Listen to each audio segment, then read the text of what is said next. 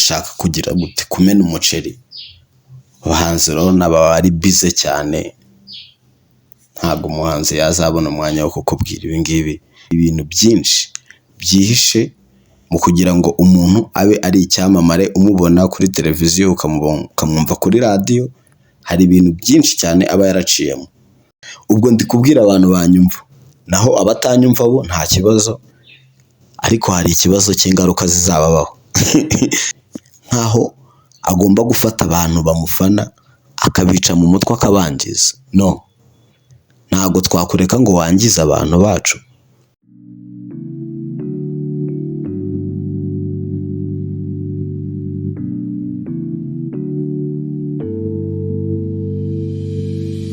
Along the sky and I see my son.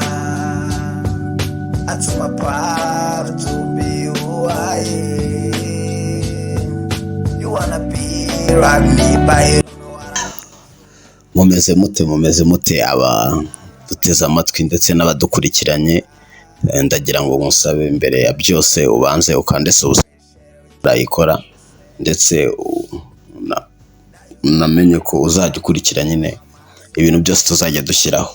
Uyu munsi rero nk'uko nabibabwiye, ndashaka kwibanda ku kintu cy'abahanzi cyane, kuko ubuhanzi ni ikintu gikomeye cyane. Navuga ko ari urwego rw'ubuzima rukomeye, kuko umuziki cyangwa se ibihangano byose biba mu busizi, mu buhanzi, ni ibintu byubahwa cyane, ndetse dukwiye gufata nk'ibintu bitari ibyo gukinisha, ibintu bitari ibyo gupfa kumenyera kwinjiramo uko twiboneye. Ibintu tuba dukeneye kwiga cyane cyane. Ubwo ndavuga ba bahanzi, ba bandi bakiri bato bakizamuka, ba bandi batazi ibyo ari byo, binjira mu muziki, mu busizi, kubera impano zabo ziri kubagurumanamo, cyangwa se umuntu akaba akuze ari kubibona abikunda ariko ataragize amahirwe yo kubimenya. Ako kantu niko nshaka kugarukaho. Ndashaka kugira gute kumena umuceri. Abahanzi rero baba ari bize cyane, ntabwo umuhanzi yazabona umwanya wo kukubwira ibi ngibi. Kandi nta nubwo abana bose b'u Rwanda bashoboye kujya kwiga umuziki ku Nyundo ngo bamenye ibyo ari byo, ngo bazamenye ubuzima bw'abahanzi, se bamenye ibintu byinshi byihishe mu kugira ngo umuntu abe ari icyamamare, umubona kuri televiziyo ukamwumva kuri radiyo. Hari ibintu byinshi cyane aba yaraciyemo. Ibyo bintu rero nibyo ngira ngo tujye tuganira hano, tumenye ubuzima bw'umuziki, ubuzima bw'ubuhanzi, nta kintu na kimwe twisobwe. Uyu munsi rero nicyo nagira ngo ngarukeho. Ndashaka cyane twibande ku kintu cy'ubuhanzi, ku iterambere ry'umuhanzi ku giti cye. Buriya nubwo bwose ibihugu byose, biriya bihugu by'amahanga bikomeye, za Amerika, Ubwongereza, Ubufaransa, ibihugu by'ibihangange byabayeho cyangwa se biriho, ntabwo bituma twebwe tutitekerezaho nk'Abanyarwanda. Abanyarwanda dufite rero umuco wo kugira ngo ibintu byacu tubigire umwihariko. Niyo mpamvu muri buri gihe hagomba kubaho abo bantu. Ni ukuvuga ngo u Rwanda rwacu rwahoze rugira abantu bose bagomba gukora ibintu batiganda.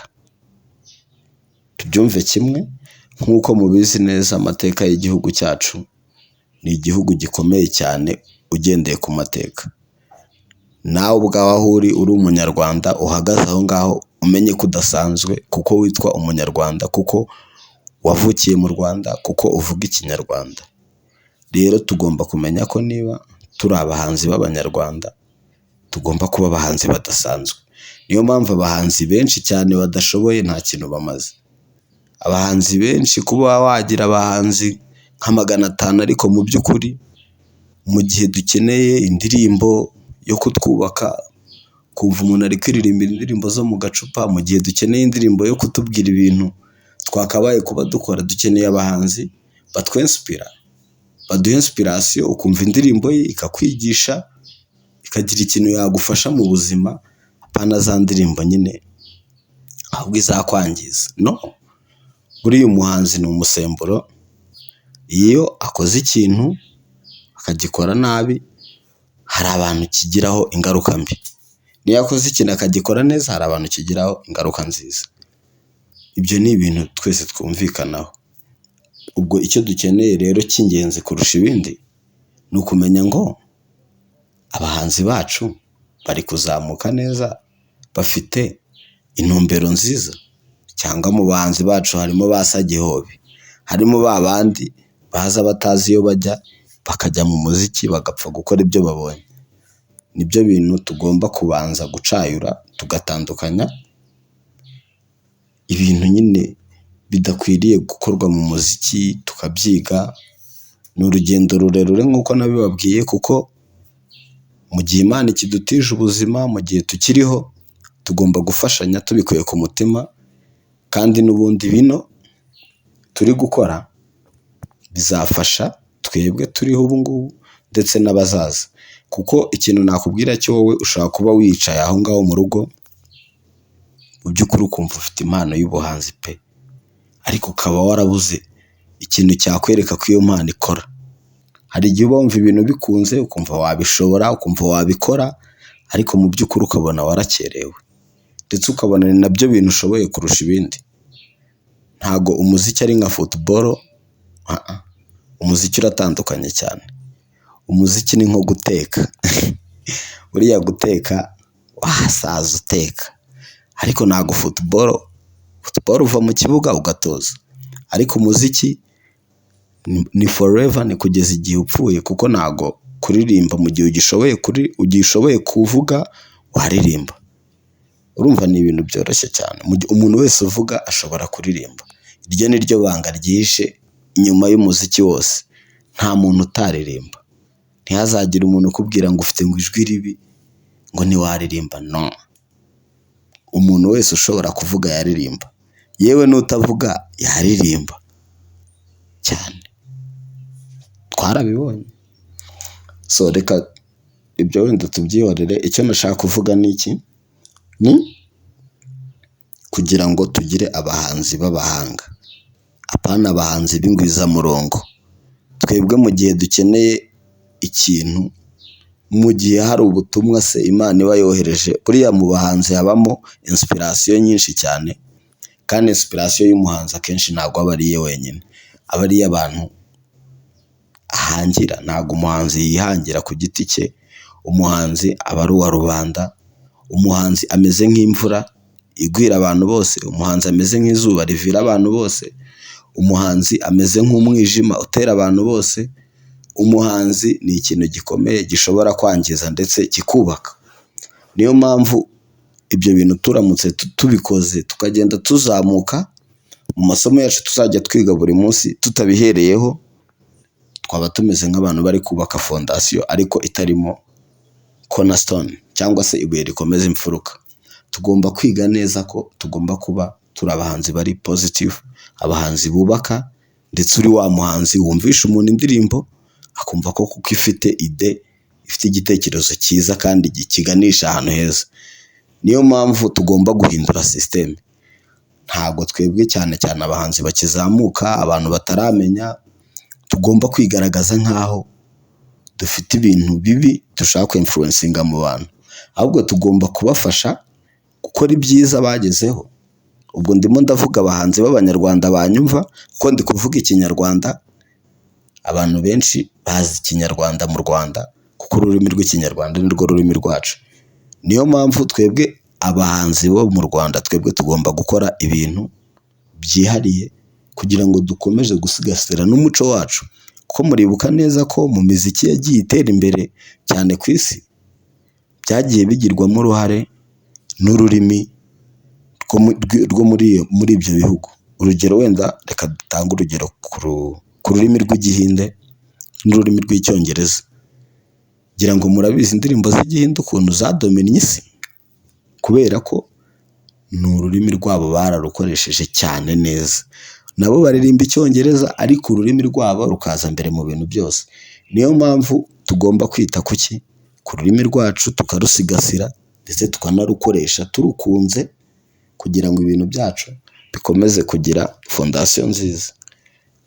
Umuhanzi wese ahava akagera agomba kumenya ko afite inshingano z'uko ubuhanzi bwe buhindura isi kurusha uko yayisanze, kandi bukayihindura neza apana mbi. Wenda muzajya mubona amateka y'abahanzi bagiye babaho mubigireho, ariko nawe uba ukwiye gukora ayawe mateka meza kugira ngo ubuhanzi bwawe byibuze buzibukwe mu gihe uzaba utakiriho. Kuko akenshi abahanzi benshi nta nubwo ari ngombwa erega ngo uhange ngo ushaka kumenyekana. Umuhanzi w'umuhanga ntago we ahanga ashaka kumenyekana. Umuhanga we amenyekanisha ibyo yahanze, ahanga ibintu akabiha abantu, sibyo? Ibyo bintu iyo bibagiriye akamaro byanagutunga erega, ariko banza umenye ngo ese niba nshaka kugira ngo ibintu mbibyaze umusaruro, ubundi nzabibyaza umusaruro bifite akamaro byo?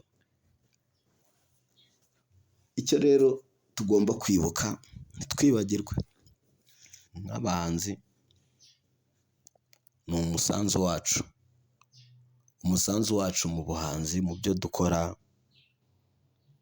Ntago sinzi, wenda urabona abahanzi bakizamuka kenshi baba bafite impano zikomeye, ariko njyewe abahanzi ndi kuvuga hano ni ba bahanzi bafite umutima wo kubaka ubuhanzi bwabo, kuko bibarimo babikunda, batabyihingamo ngo bavuge ngo ngiye gukunda ibi bintu kubera ko mbona ko ari byo birimo hiti. Njye ndimo ndavuga wa muntu kumva koko impano y'ubuhanzi imurimo. Ni ibintu ubanza gutekereza ukabishyira ku mutima, kuko abantu bakeneye umuhanzi ubaha ikintu kizima kivuye ku mutima. Reka wenda dutange urugero, uri umuhanzi, turi ku munsi w'umuganda, wagiye mu muganda baguhaye ijambo batiririmbira abafana. Mu by'ukuri ntago ushobora kubaririmbira indirimbo y'ikirori y'urukundo, ariko mu by'ukuri nkaho bakabaye kuba baririmbira indirimbo ibubaka, kuko aba bantu bari mu gihe cyo kumva umuhanzi, kandi mu rwego rw'igihugu. Waje mu muganda, aho ngaho uba ufite influence yo kuba wagira ikintu kizima ukangurira abaturage cyiza kibafasha. Niyo mpamvu umuhanzi agomba kugira inspiration izatuma ugirira abantu akamaro mu gihe gikwiye, ndetse umuntu yakumva nk'indirimbo yawe akumva ikintu gikomeye cyane muri iyo ndirimbo. Abo bahanzi murabizi turabafite, cyane cyane aba kera, nabo ubu bariho, ariko ubu abenshi murabizi tumeze nk'aho dushaka kwinfluencingwa n'imiziki yo hanze, ariko tukibagirwa ko umuziki wacu ubwacu niyo zahabu yacu, nicyo kintu cyacu ubwacu gifite agaciro kurusha iyo miziki yabo, kuko yo ibafitiye agaciro cyane, ariko twebwe umuziki wacu niwo udufitiye agaciro kuko niwo wacu. Natwe iwacu tugomba kuwushyira ku yindi level, ariko nanone tugomba kugira ngo, ntabwo abantu benshi ibi bintu bajya babivugaho cyane, uba usanga bari kureba ngo umuhanzi ngo yashoye amafaranga ngo ajya muri studio ngo akora indirimbo ingana na miliyoni mirongo ingahe, ariko mu by'ukuri wajya kureba ubutumwa buri muri iyo ndirimbo ukumva nk'ayo mafaranga wakayahaye by'ubuze imfubyi. Abantu babuze uburyo biga bakarihirwa amashuri bazavamo abantu bakomeye bakabyara umusaruro urenze ayo mafaranga, ahubwo azateza ibibi cyane ku muntu mubi nanone utari gukora ibyiza, kuko the plus umuntu akora ibibi ari mubi akagira ibintu byinshi, agira ibintu biba akora byinshi nanone. Ntabwo ari ngombwa cyane ngo tubigarukeho wenda ibyo ngibyo by'imitungo n'iki byose, ariko nyine kari agaciyemo. Gusa nyine imiziki mibi ihenda amafaranga, igakoreshwa amafaranga menshi, ariko nanone iri kwangiza abantu benshi, nabyo nta kamaro, ahubwo ni igihombo tuba dufite. Ndabyumva cyane rwose, ishobora no kwinjiza pe, ariko ugasanga ntago nyine ukavuga se kubera iki zahabu yaba iri mu zuru ry'ingurube. ubundi hari sinzi wenda mumbabarire ukuntu nabigereranya, niko njye nabigereranya. Kuba wenda umuhanzi ashaka ko afite indirimbo nziza atazikora, noneho hakaba umuhanzi ushobora gukora n'indirimbo mbi cyane ziyobya n'abantu, zikagira n'ayo mafaranga, ari byo abantu bagenda bavuga mu buryo bwinshi butandukanye. Ukabona umuhanzi yaririmbye indirimbo y'ubusambanyi bukabije kandi ikamenyekana ikinjiza n'amafaranga, abantu bagatangira kuvuga ngo uriya muntu ngo ari muri Illuminati. Ngira ngo murabizi cyane, ibyo ni ibintu nyine bisanzwe. Ako reka tureke Illuminati tuvuge ukuri kwa nyako. Urumva iyo ndirimbo iba iri kuyobya abantu, sibyo? Ariko noneho ikinjiza amafaranga. Mu gihe hari umuntu ushobora kuba afite nk'indirimbo yakubaka abantu, niyo yayibaririmbira ako kanya atagiye muri studio, ariko abo bantu uwo muhanzi akaba adashobora no gutinyuka ngo avuge ngo iyi ndirimbo, kuko Imana yayimuhaye nk'impano kugira ngo ayihe abantu bayo. We arangije agatekereza business, kubera ngo afite indirimbo nziza, we arashaka gutekereza ngo azategereze ngo igihe ngo azabonera ngo ubushobozi, ngo nibwo ngo azajya kubwira ubutumwa abantu. Wantumwa we, urumva udafite ikibazo? Ibaze umuntu aguhaye ubutumwa ngo bunkirire abantu, urangije uravuga ngo ngiye gushaka itike ngo nzanagerayo. Ese wa muhanzi we, urumva udafitanye ikibazo n'Imana yaguhaye impano? Niyo mpamvu haguruka urwanire impano yawe. Niba ufite impano nyine, ufite ikintu wumva waha abantu kizima, ni wowe muhanzi isi ikeneye. Ntabwo isi ikeneye ba bahanzi babandi batazi ibyo guhanga ibyo ari byo. Dukeneye abahanzi bo guhindura isi kugira ngo bayigire nziza kurusha uko bayisanze.